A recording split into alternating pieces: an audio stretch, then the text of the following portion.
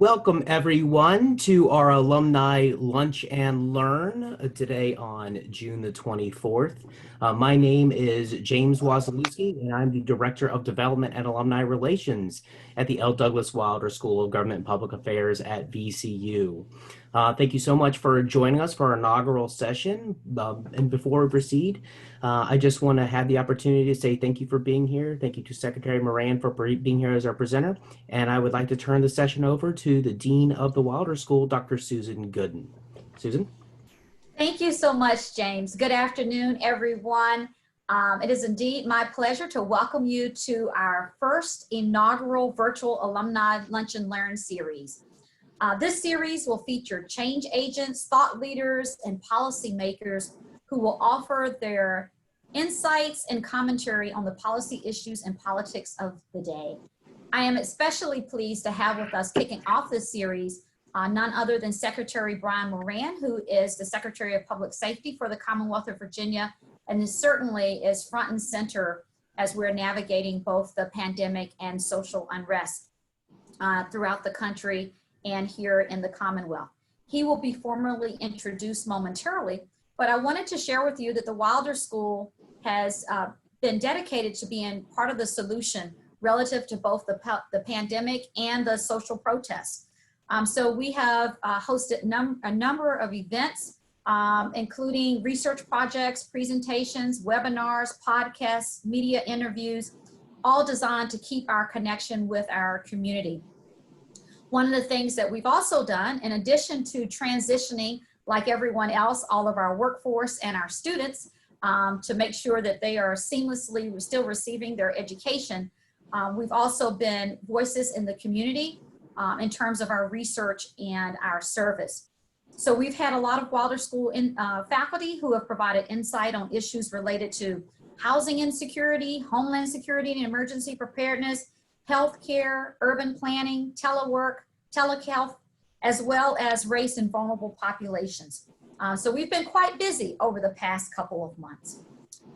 So today I am delighted that we're kicking off this series. Again, I'm delighted that Secretary Moran is our featured speaker. And I would like to introduce Dr. Robyn McDougle, who is the director of our Center for Public Policy here at the Wilder School and also serves as an associate professor. Dr. McDougle, through the Center for Public Policy, oversees many of our flagship programs and initiatives, including our Commonwealth Poll, the Virginia Executive Institute that operates through PMG, our Minority Political Leadership Institute, as well as our Survey Evaluation and Research Lab and our Center for Urban and Research Analysis. So thank you so much, and I'll turn it over to Dr. McDougle. Dean Gooden, thank you very much. As Dean Gooden said, I'm Robyn McDougle, and I'll be serving as today's moderator for our Lunch and Learn event. Few housekeeping items for you all. We wanted to let everyone know that today's presentation is being videotaped, including the question and answer session, so that it can be viewed later. And regarding questions, please use your chat option or your Q&A option to send your questions to Secretary Moran. We will be expecting these questions throughout our presentation, as well as accepting them during the question and answer session. As Dean Gooden mentioned, it is my honor and privilege to introduce Secretary Moran today. Secretary Moran was appointed by Governor McAuliffe in January of 2014 and reappointed by Governor Northam in January of 2018 as Virginia's first Secretary of Public Safety and Homeland Security. Secretary Moran received his bachelor's degree from Framingham State University and his Juris Doctorate from the Columbus School of Law at the Catholic University of America. Prior to his appointment, Secretary Moran served as a long-time county prosecutor in Arlington, Virginia, and in 1996 was elected to the Virginia House of Delegates, representing the city of Alexandria and Fairfax County. He held that seat in the House of Delegates for 13 years and championed and sponsored legislation in the areas of child abuse, domestic violence, drunk driving, drug interdiction, and elder abuse. He was known for forging many bipartisan coalitions to pass numerous pieces of legislation. Throughout the course of his appointment as the Secretary of Public Safety and Homeland Security, he has led the efforts on numerous criminal justice reform and Homeland Security initiatives. These innovative approaches include those to school safety, hospital-based violence intervention, raising the felony larceny threshold for the first time in 38 years, coordinating and developing the state's response to permitted events, including this past year's Lobby Day 2020, as well as the civil unrest after the events of Charlottesville in 2017. Secretary Moran has supervised the response to 25 federally declared disasters and numerous state-level events. And we are very honored and privileged to be able to work closely with Secretary Moran's office on our Commonwealth poll. You will find a link to the poll in your chat section if you would like to review the citizens' public policy comments specifically around public safety. We've also worked closely with his office on our school safety conference and have developed a very strong partnership with the Virginia Department of Emergency Management and our alumni and newly appointed director, Curtis Brown, in attempting to increase the representation of underrepresented minorities in the emergency management arena. Today, we are honored to have Secretary Moran present on Virginia's COVID-19 response. Secretary Moran, the floor is yours. Well, thank you very much, Dr. McDougal, and Dean Gooden, congratulations on your permanent appointment. You've been doing a great job, so congratulations, and really is an honor to be with you. I'm starting with a show and tell, in that we asked 3 things of all of our fellow Virginians: wear the mask, and social distance, which we're of course all exercising during the Zoom call, and then to use hand sanitizer or wash your hands. And so we very much appreciate those are the 3 things we have been requesting throughout this pandemic, and something all of which are fairly easy to abide by. And so we thank all for exercising those precautions. So really excited to be with you to provide a brief on this subject. Now, so many have been involved in this subject. I'm somewhat humbled to be able to present it because there have been so many who have been engaged. Certainly my partner, Secretary of Health and Human Resources, Dr. Dan Carey, and so many more. So I want to provide as best I can in terms of 40 minutes. And Dr. McDougal, I'll rely on you to tell me when time is going, because I really want to just have a discussion and Q&A. So I will not be offended if you cut me off. But the title is an integrated approach to addressing unique response challenges. And we say that because integrated, because indeed, I cannot think of a state agency that has not been impacted by this pandemic. From closing the schools, including VCU, higher education, to transportation. One of the early questions was of our Secretary of Transportation, what were we doing about tolls? And any of you who travel locally here, there's no change made at tolls any longer. So every agency, Department of Human Resource Management, what do we do about teleworking? How do state employees function without having to actually come physically to work? So it really has been an integrated approach to response for this disaster. And then unique response challenges, the ones I've listed clearly these are unprecedented times, and I think that's probably too often used. So, but it really has been unprecedented. Unless any of you all were here in 1918 during that pandemic, which I suspect probably not on this call. So this truly has been unique for our generation and as a state agencies that have been involved in its response. And so that's why we've entitled it in that fashion, and we'll just jump to the next slides and start getting into some of the substance. So background, I'm going to provide a bit of a history, a chronology of events. I think that's important. And then the modeling, I say that only somewhat of a frustration that we have so many healthcare experts, and I love them all, but it's been anything but accurate. They've been somewhat helpful, but I will tell you though, in all seriousness, some of the early predictions really would keep us up at night. We have 8.4 million folks here in Virginia, and early estimates, 20% would become infected, and 1 to 2% fatality rate. And you just do the quick numbers on the back of the envelope. That's 33,600 deaths, and that was a very sobering number when we first tried to respond to this. And how would we respond to a daily death count of 1,000 people? I mean, we just it really was very, very sobering. And we saw what happened in New York and how they tried to respond to that type of disaster. And then you go into the unique event and how we responded, and communications being a very important role. And I'm glad Dr. McDougle mentioned Curtis Brown. He was actually the chief deputy of the Department of Emergency Management when this began.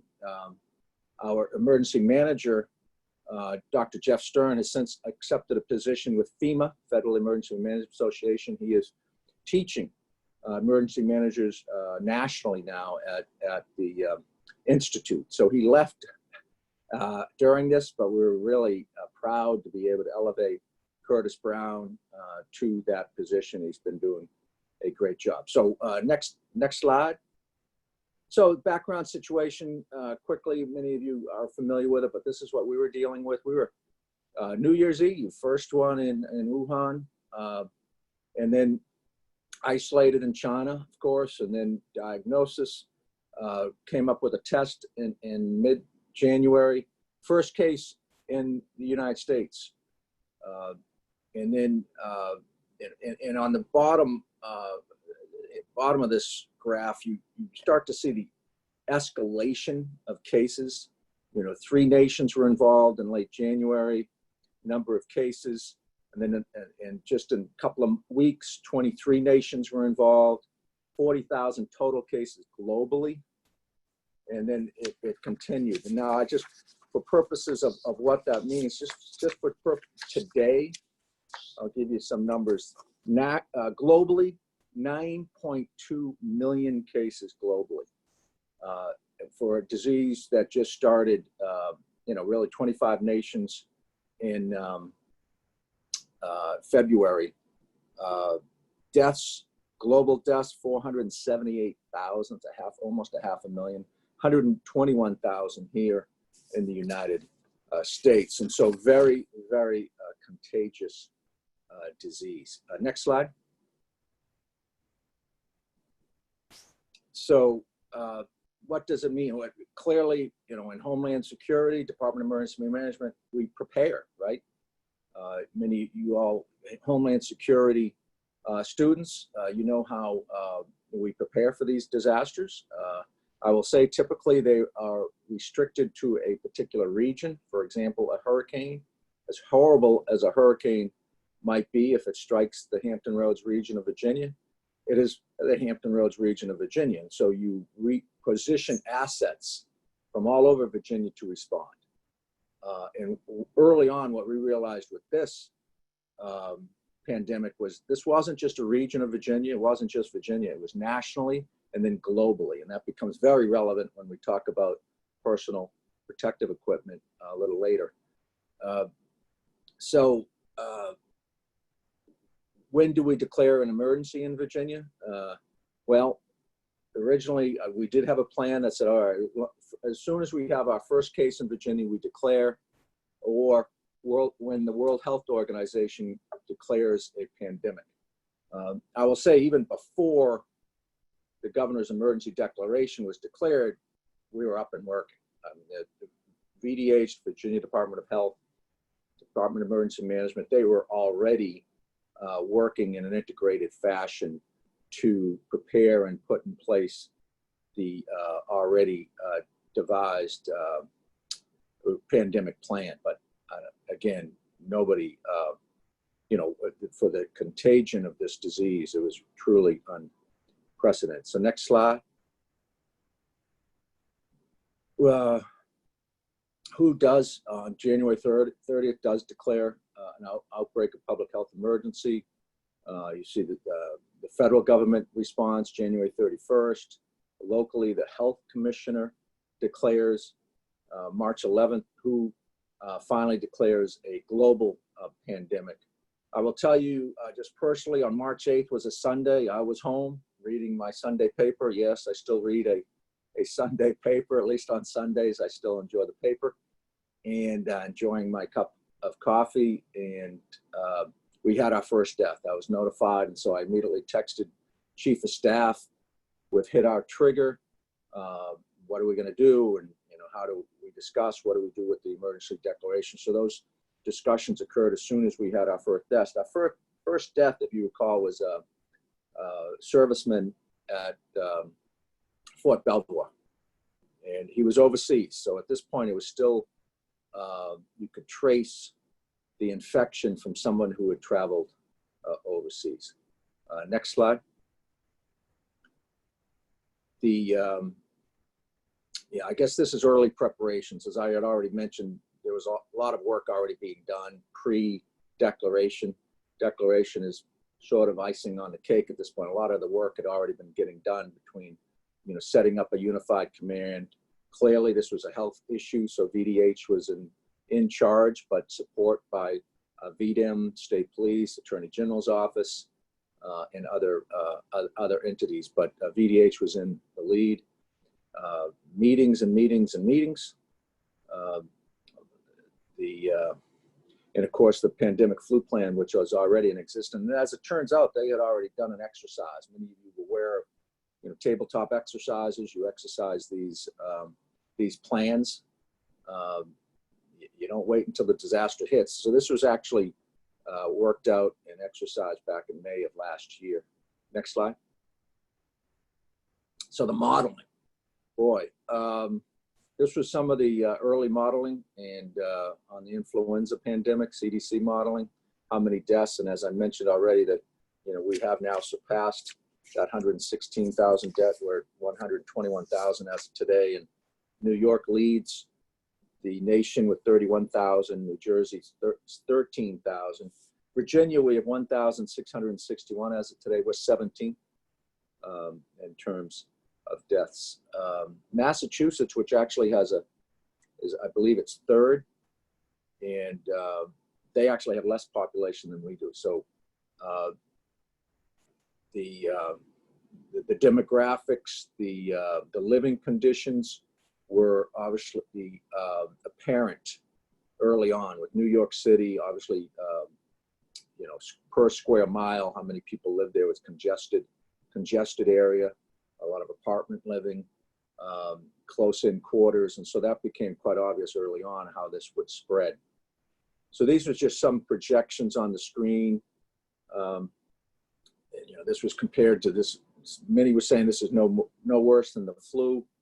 Now, we do have flu deaths in Virginia, in this nation. They run at about 0.1%.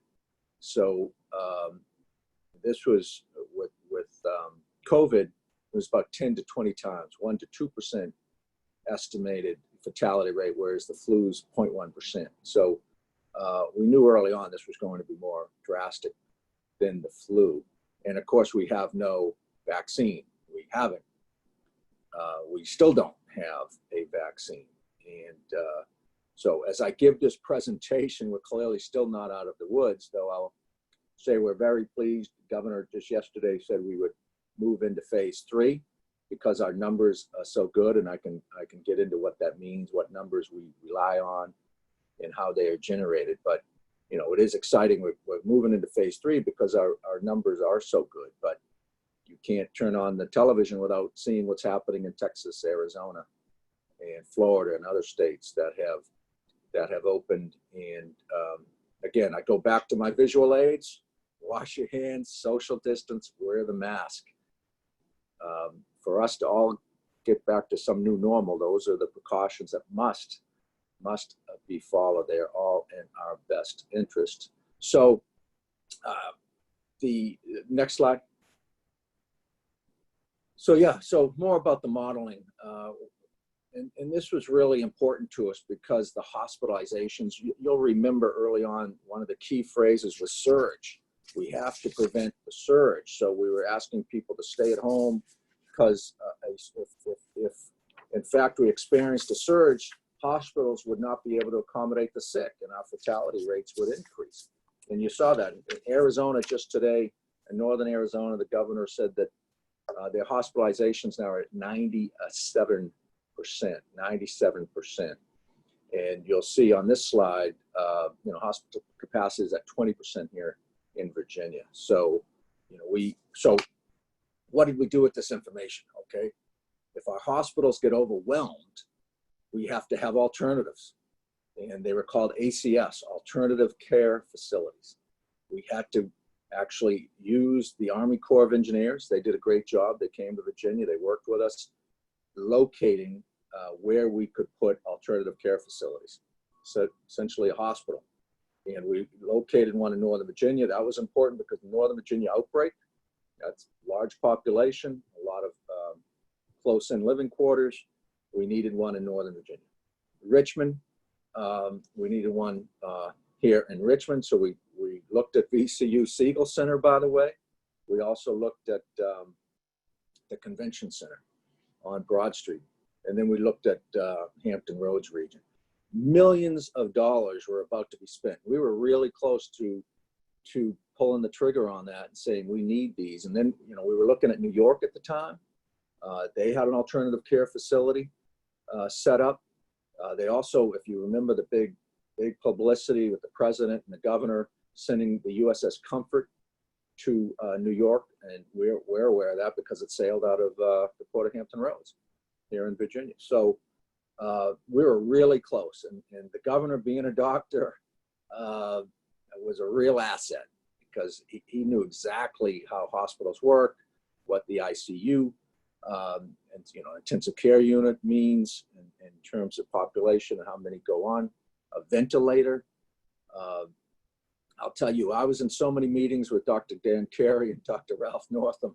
I feel like I should have a medical degree at this point. I learned so much about hospitalizations and medical care. But so we were really close. Ultimately, the governor decided not to. We didn't go with the ACS because we worked with our Virginia Healthcare Association, and in collaboration with them, we determined that we were not going to experience a surge, that our current existing hospital beds, ventilators, ICU units were capable of accommodating the surge. And frankly, we really didn't have a surge. The governor early on declared the state of emergency on March 12th, and then declared a stay-at-home order. And Virginians complied to the most, great degree. Virginians complied, so we never experienced a surge here in Virginia, whereas other states did, certainly New Jersey and New York, as I've mentioned, and now some other states. So the UVA was looked at in modeling. They've always been very sobering. They said, that we would not, regardless of social distancing, we were going to have spikes. Great deal of hospitalizations, fatalities. That's always been pretty pessimistic in terms of their modeling. Another model that we used was IHME out of University of Washington. They were always more optimistic. Yeah, there you go. Thank you. Even that, though, you could see the number of deaths that they were reckoning. I'd get up in the morning. We had 7:30 a.m. meetings with the governor every day, and we were looking at this. The peak, you were going to have anywhere between 200 to 240 deaths a day, and it was just you just cringe at what that would be like and the spread itself. So anyway, IHME, we looked at that. That one has been really poo-pooed by various experts, though. Looking back, I still think that was one of the more accurate models, but I'm not a statistician. I'm not a modeler, but that does seem to have been the one. So, but a lot of these models are really important to us as well as determine not only the hospitalization, but the social distancing. How long should we keep a social distancing or stay-at-home order in place? How effective are they? And you all know, I'm sure you could do another study on the tracking that has gone on by social media companies. They know exactly how many people are observing stay-at-home orders and how many are moving about. And so that was really fascinating as well as part of this in terms of privacy. Now, there wasn't individual personal information being divulged. It was all cumulative data. And so, but it was fascinating to learn, you know, we all carry our, you know, the ubiquitous phones and they can track. And so we knew Southwest Virginia, where the disease was moderate to slight, they weren't observing as much social distancing. Whereas Northern Virginia, where, you know, the death rate was higher than the rest of the state, and certainly the number of cases was higher, you had people adhering to social distancing. So, all right, so that, I think I want, that's where I wanted to go with the modeling. So next slide. Yeah, this was a big impact. And early on, Virginia really did a good job of this. And I thank Curtis Brown. I thank Dr. Janice Underwood, who was the governor's Virginia's first ever equity and diversity secretary. And this, they established a health equity group. Right from the very beginning, they were part of the organized response. And boy, was that ever fortuitous, because as this disease progressed, clearly it had disproportionate impacts on Black and Brown communities, and it continues to. And so, in terms of responding, any congregate living condition was high. So that, you got your long-term care facilities, you got your nursing homes, and something that comes under my secretariat was the prisons and correctional facilities, jails and prisons, meat processing facilities. And so all of that congregate living condition settings or work conditions became obvious to us that issues were surfacing in those areas. Communities required proactive actions to protect against a point prevalence testing. Again, kind of a new term for me, but what that means is just widespread testing. You test everyone. We've done that at our prisons. We've tested 22,000 of our 30 inmates. And it is so important because, again, as this disease progressed and we learned more, you could actually have this in an asymptomatic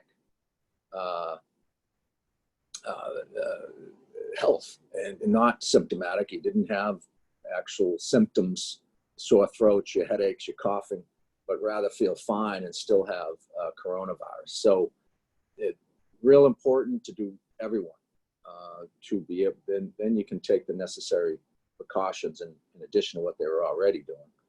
Also, same with long-term care facilities. And again, you all who live in the area know what happened over in Henrico, the Canterbury nursing facility early. That was just a tragedy over there that, it spread and it just got out of control. Personal protective equipment. You see this person here. Now that is full gear. What I showed you earlier was just your simple cloth mask. They say that's sufficient, but this is full gear with the respirator and all, and they were obviously testing in that case, and so you want maximum safety. Cleaning, isolation techniques continue. We're doing that. It's expensive, and I know VCU is going to have to go through that. If you're inviting students back in the fall, there's going to be a deep clean, and testing is going to be probably required, and at least a screening, which is your temperature screen. So all of that became, necessary, and continues to be necessary until we have a vaccine. So next slide. So this is the situation room, and I feel bad about showing you pictures without masks. This is the situation room. And early on, if you remember about masks, it was actually a bit of confusing advice on that. That said, well, they don't really do much, but we all wear masks now. But these are a couple of early pictures of the situation room. Secretary Carey there is beside me, and I'm there. There's Governor Northam, of course. We use this room quite a bit. To your right is Grant Neely, is our communications director. Marvin Figueroa, who did a lot of work with, continues to, with health and outreach to various stakeholders. And so we actually used this room for about 3 months. I've since moved back to my office because I had enough of that. It has no windows. And I mean, I just got cabin fever down there, but it was a great room to be able to coordinate out of. We were able to practice at least social distancing.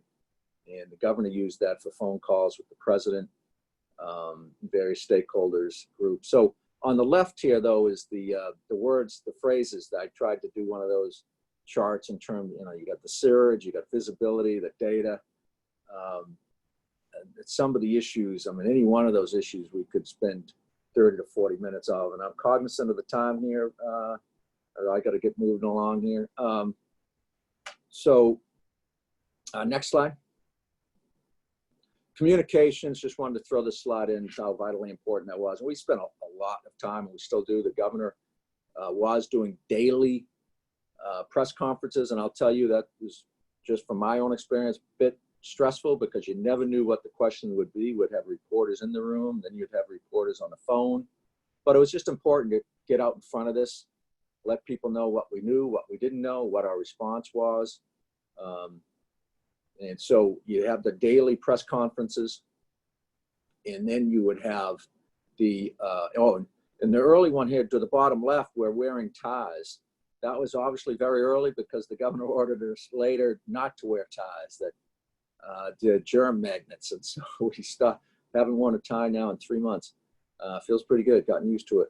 So you got your stakeholders, public, clearly we were trying to message to every day. We're doing it now 2 times a week.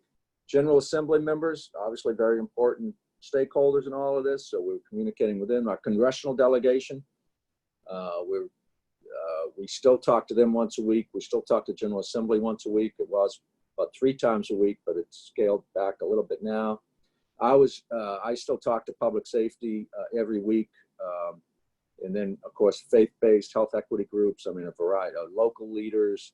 I mean, gosh, the phone calls early on could take all day long. But it was important. Again, everybody needed to know what was going on. What were we doing? How do they get involved? How do they respond? So that was important. Next slide. Organize. Aren't these a little busy, huh? I put this in, again, you all are graduates. You've seen these, and you need organization. You need to change chain of command. You see an early VDH incident, then you see the state task force, myself, Secretary Kerry, right to the governor, and then you see a little later version, and all the ones to the right, health equity group being right up there, communications, again, so vitally important. Finance, we have the CARES Act, and the federal government, what are we at now? CARES Act 3 or 4, I think they're debating the 4th one. But a lot of federal money has come to the state and localities, and how do we divvy that up? How do you spend it? What are the deadlines? What are the restrictions? Finance has been an integral partner in all of this, because all of this costs money. We're doing 10, just to give you an idea, the governor early on set a goal of 10,000 tests a day. And now each test is about $100. So, add it up, that is a lot we're spending about $1 million a day, and that's 30 million a month. But it's extremely important. We need to know how this virus is, how are we doing, so that we can reopen our economy. And, but that just gives you a flavor of just the cost of all of this. Now, some of that might be healthcare, it's reimbursable.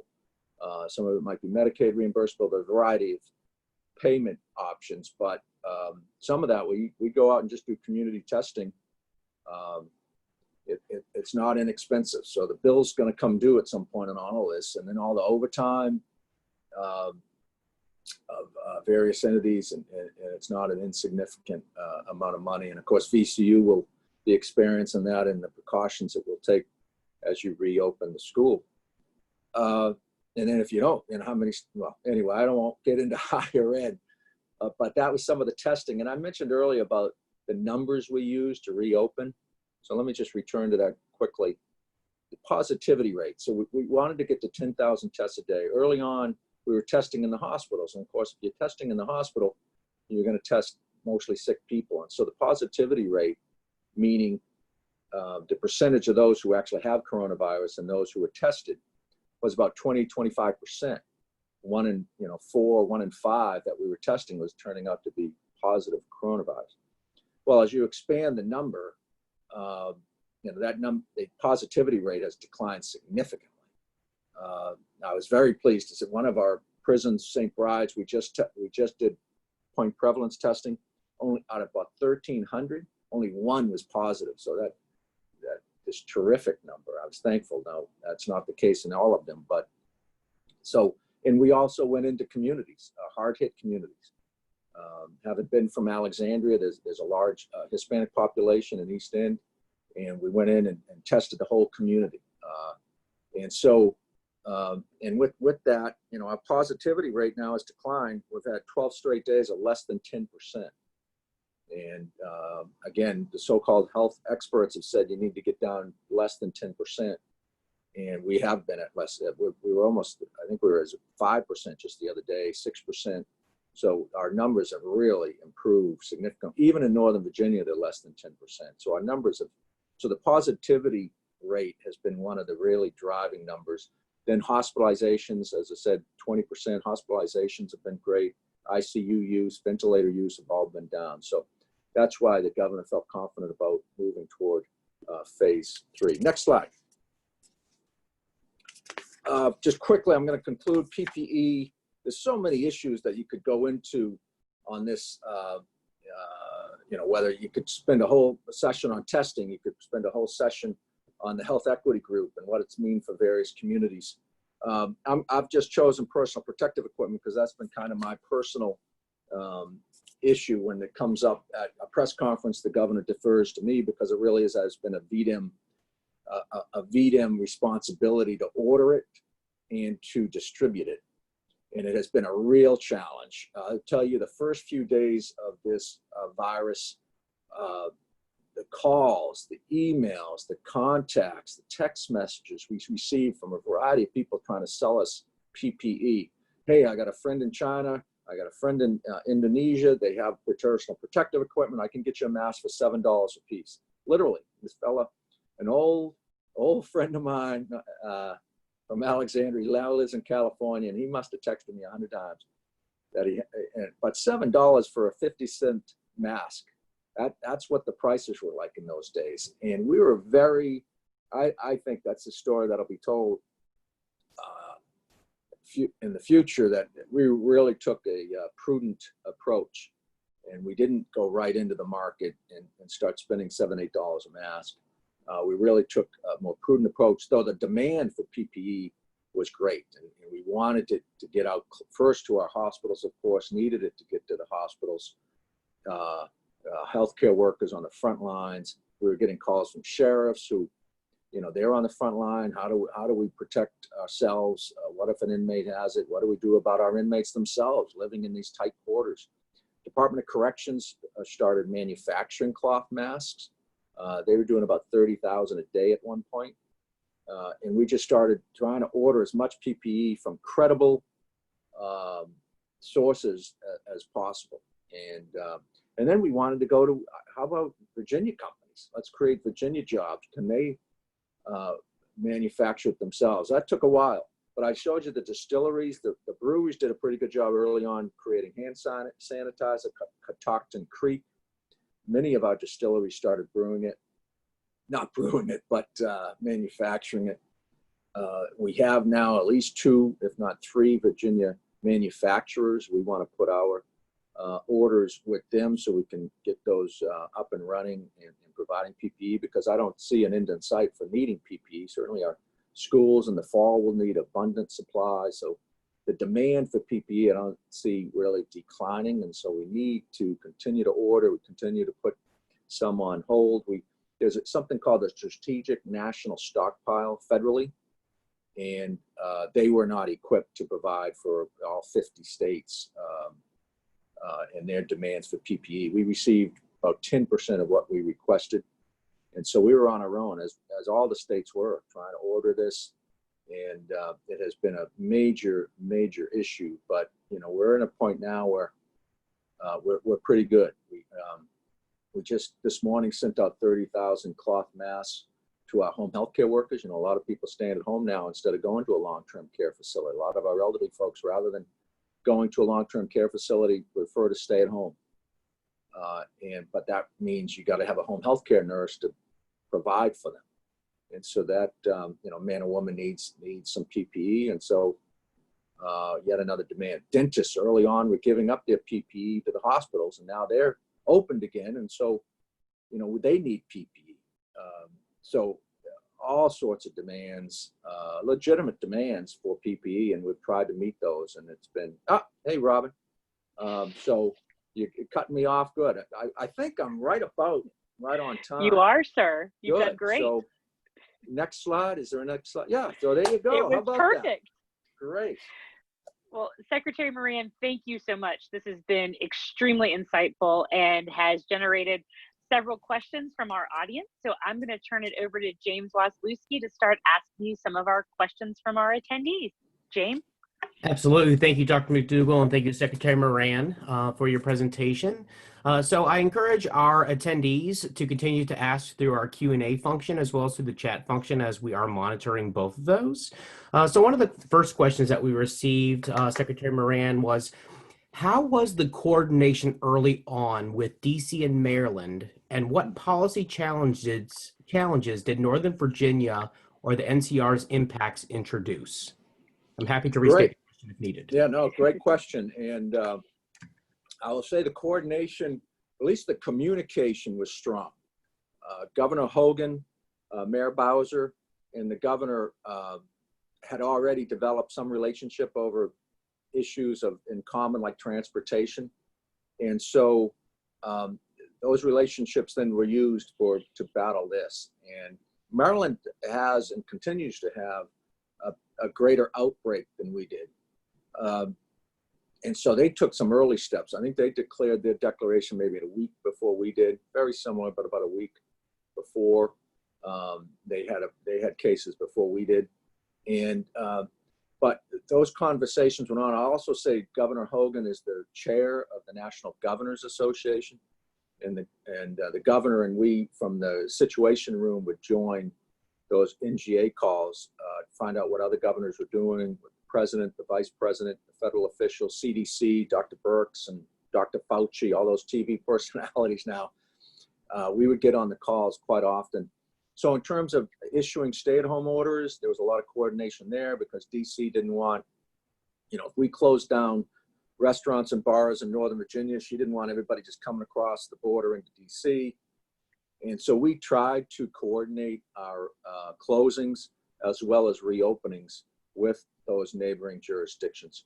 Northern Virginia, as you know, has had a greater outbreak. And so they went into phase 1 slower and phase 2 slower. I have not heard from them, and I'll have to check my emails about whether or not they want to delay moving into phase 3.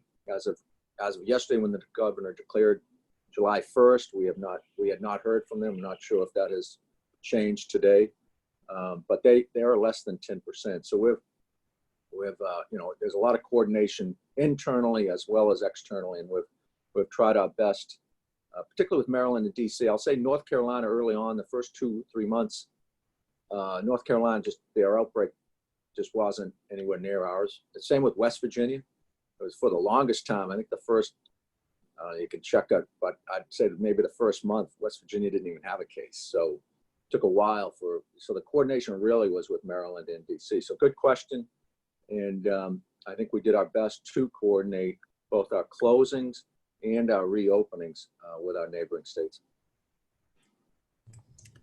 So we do have another question here, and I will read it. Will you ban the use of tear gas by police against protesters, as it could be considered dangerous for everyone involved during the pandemic, especially since the tear gas is being used in cities with large Black populations? With respect to the pandemic and the protests, we would encourage protesters to continue to exercise social distancing. We have seen the wearing of masks. The most extent they are wearing masks, so we appreciate that. In terms of the tactics themselves, the governor was asked that yesterday and said, the tactics are left to law enforcement. I haven't been in this position as long as I have been. You really don't want, been very reluctant to have policy leaders, politicians dictating tactics, and operational tactics should be left those professionals. Though I will say all of that is being reviewed. We've had a lot of conversations with our Virginia State Police about tactics, and those conversations will continue. I think I'm gonna stick with what the governor said yesterday, and we will continue to view those, and we would leave some of those decisions to the professionals. Thank you, Secretary Moran. Another question that we have here, do you envision a more aggressive enforcement of mask wearing, and what would trigger such an action? Well, masks are required to be worn. It's a health violation. Now, there's a whole line of discussion here with respect to how these orders are enforced. A governor's executive order, by law, by Code of Virginia, any violation of a governor's order is a Class 1 misdemeanor. You criminal justice graduates know a Class 1 misdemeanor is our most stringent, most severe misdemeanor. It's punished by up to 12 months in jail. So as we were working through these executive orders, clearly we did not want people arrested for violating the stay-at-home order. We did not want them arrested and thrown in jail. I mean, actually, at the time, we were trying to depopulate our jails and prisons, and continue to. And so that has been a bit of a public safety challenge. And but what would we continue to encourage people to wear them, and work with our retail businesses and others to enforce that, and put up the signs, you're not supposed to enter without it. And so that will likely become a challenge. We rely on people to exercise good judgment and common sense to wear those masks. It's the best, that washing hands, social distancing, still the best way for us to get to a new normal. So it's in all of our best interest to follow those rules, and please wear a mask when around others. Thank you. So another question that we have here, what have been the biggest struggles with addressing COVID-19 in the Commonwealth from a public safety perspective? Yeah, well, one of those issues is compliance. How do you balance mandatory orders by the governor with criminal justice? And do you impose sanctions that would rise to the level of arrest? And that is a tricky, challenging public safety concern. Others are addressing our congregate housing, our prisons, and our correctional facilities. For the most part, that's gone pretty well. For instance, Department of Juvenile Justice, we have one residential facility now for juveniles. It's called Bon Air. It's here locally. At the beginning, there was an outbreak. We're very concerned. I received letters from advocates and legislators demanding they all be released. And that's problematic because they got a lot of places they don't have a place to go in a lot of instances. The services are not in the community. We know because of COVID, any number of services were terminated or suspended. Certainly the job market isn't what it was before the pandemic. And so that's really problematic, both for our adult and juvenile populations. And we had an outbreak. We had 29 positive cases total. Now, the good news there is because of the wonderful work of DJJ, we haven't had a positive case at juvenile justice now at Bon Air since May 2nd. So we're approaching a whole full 2 months since we've had a positive case, and we have 170 residents over there as well as staff. And so they've just done a terrific job. But that's what worries me as Secretary of Public Safety, what happens in a congregate setting. We know it's contagious. Both Department of Corrections, DJJ are doing everything they can to isolate, quarantine individuals, test, screen, monitor. And, and as I mentioned earlier, we are doing point prevalence testing at our prisons to find out who's sick so we can take adequate measures to separate them. And, we've had the vast majority of at least 2/3, if not more now, maybe 4/5 of those who have contracted the virus in our prisons have recovered. So again, you got to look at underlying conditions, health conditions, and where this gets really serious. And so those are just some of the public safety concerns that have been challenges, and we've had to try to overcome during this time. Thank you for your answer. Another question that we have here, if and when a vaccine is available, will the state have a say in the distribution of and prioritization, and how will it be determined who gets the vaccine first? Yeah, great question, huh? Bring in the medical ethicists. I will say the VDH is already working on that. We had a presentation. Every morning we not only meet with the governor at 7:30, but then at 8:30 we meet with the cabinet, and we have as many presentations as they're willing to listen to so everyone is informed. Again, that communication, collaboration is so important. We did receive one on vaccinations, and so the good news there is they're already planning for distribution. So if one of these laboratories are successful in finding a vaccine, we don't have to delay in figuring out how to distribute it. So I will tell the questioner that those plans are being developed and pursued. And so I would, that's really a VDH. We're going to leave this to the medical experts. It's not in terms of prioritization, and hopefully there'll be adequate supplies so that gets done and distributed in a very expeditious fashion. Thank you.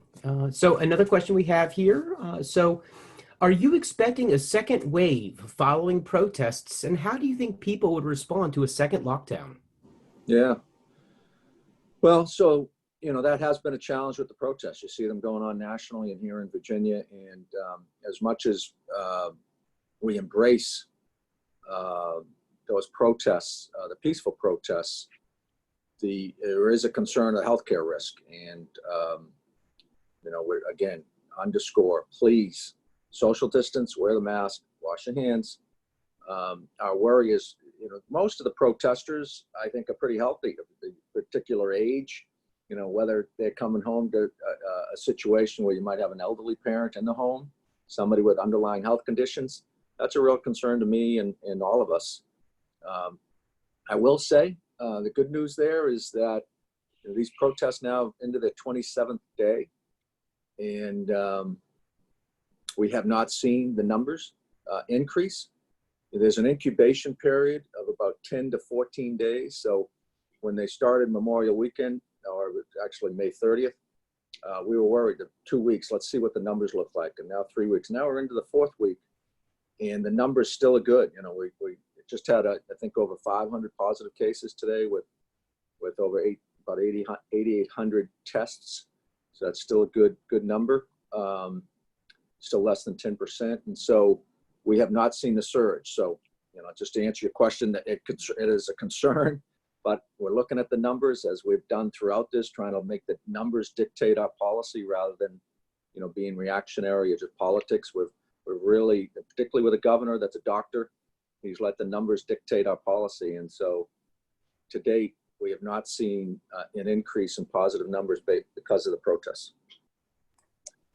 Thank you. Yeah, we have a few, just being cognizant of the time, we do have a few more questions here. And so one of those questions is, what do you see as some of the biggest successes in the Commonwealth as we have addressed COVID-19 crisis? Well, frankly, I'm hesitant to talk about success yet because we're not out of the woods. It's June 25th. We don't have a vaccine. With that being said, our death rate, as horrible as it is at 1,600, every one of those are tragic.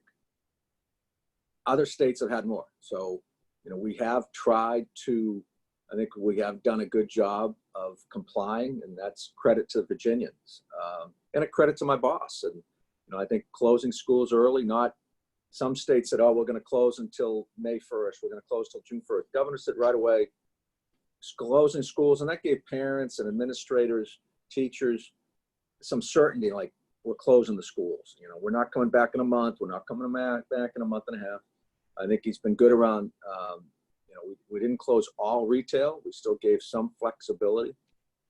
And so our economy and the teleworking to some extent is, you know, our economy has not totally collapsed. We will have a budget shortfall for the state, but what was originally projected to be at least $1 billion, maybe less, because, you know, we've been able to conduct some commerce through this pandemic. So I think there are successes, but again, I'm a bit reluctant to declare victory at all. I mean, again, whether or not there's a second surge, and somebody asked about second surge, I don't know. I'm not the health expert. You'd have to listen to Dr. Fauci and others. You know, they're claiming in the fall there'll be a second surge. I just ask our fellow Virginians to continue to adhere to the CDC guidelines and the advice that all have given with respect to taking the necessary precautions so we can avoid a second surge. A question we have here is, how will Virginia handle shelters if we have to open them in the case of a hurricane season during a hurricane evacuation with the requirements of social distancing? Great question. Must be a Homeland Security graduate. That has come up. And we've attempted to address it. As you know, sheltering is an important component of hurricane response. We've used the Siegel Center. Thank you very much, VCU and the Siegel Center. We set up for Hurricane Florence, a wonderful operation. We used the basketball court. Turns out we never had to use it with people because the hurricane took a sharp left, thank goodness, and went elsewhere. But we cannot have that type of sheltering with pandemic flu, pandemic virus like the coronavirus. So we will use hotels. We're going to try to use hotels to spread people out and provide some separation and quarantine for individuals. And so we're working with FEMA. We had our Region 3 administrator down 2 weeks ago, met with her about that. We've met with the Department of Social Services, VDM, and other related agencies to establish a new sheltering plan in the age of coronavirus, and that would involve hotels, motels, and not large auditoriums or gymnasiums, which have been used in the past. Well, Secretary Moran, thank you so very much. It is almost 1 o'clock. Time has truly flown by, and this has been so very helpful and truly insightful for us. So thank you for taking the time. I want to let our participants and our members of our audience know that we will be sending out a survey to get your feedback on today's presentation. We would love that feedback, and please look forward to that coming to you via email.